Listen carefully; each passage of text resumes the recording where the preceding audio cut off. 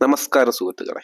ഫുട്ബോളിൽ അസാധ്യങ്ങൾ സാധ്യമാക്കുന്ന നിമിഷങ്ങളുണ്ട്. അതിന് ഏറ്റവും പുതിയ ഉദാഹരണമായിരുന്നു ഇക്വഡോർ ജർമ്മനിയെ 2-1 തോൽപ്പിച്ച ഈ ലോകകപ്പ് പോരാട്ടം. ലോക ചാമ്പ്യന്മാരായ ജർമ്മനിക്ക് മുന്നിൽ ആരും വലിയ പ്രതീക്ഷ വെച്ചിരുന്നില്ല.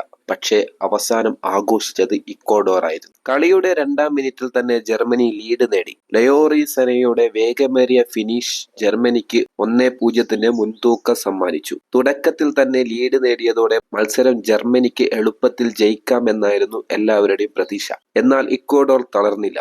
ഓരോ മിനിറ്റിലും അവർ കൂടുതൽ ആത്മവിശ്വാസത്തോടെ മുന്നേറി. മധ്യനിരയിൽ മൊയ്സസ് കസഡോ മികച്ച പ്രകടനം പുറത്തെടുത്തപ്പോൾ ജർമ്മനിയുടെ പാസിംഗ് ഗെയിമിനെ ഇക്വഡോർ സമ്മർദ്ദത്തിലാക്കി. ആദ്യ പകുതിക്ക് ശേഷം ഇക്വഡോറിന്റെ ആക്രമണം കൂടുതൽ ശക്തമായി. ജർമ്മൻ പ്രതിരോധത്തിലെ ഒരു പിഴവ് മുതലെടുത്ത് നിൽസൺ അൻഗോലോ മനോഹരമായ ഷോട്ടിലൂടെ സമനില നേടി. സ്കോർ 1-1. മത്സരം വീണ്ടും ജീവിച്ചു.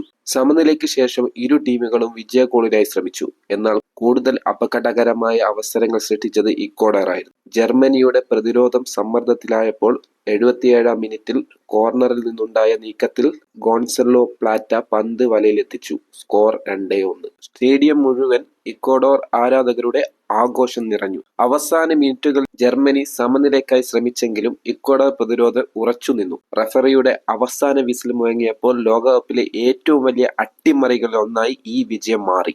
ഈ വിജയത്തോടെ ഇക്വഡോർ നോക്കൌട്ട് ഘട്ടത്തിലേക്ക് മുന്നേറി. ഗ്രൂപ്പ് ഘട്ടത്തിൽ നേരിട്ട സമ്മർദ്ദങ്ങളെ അതിജീവിച്ചാണ് ഇവർ ചരിത്ര വിജയം സ്വന്തമാക്കിയത്.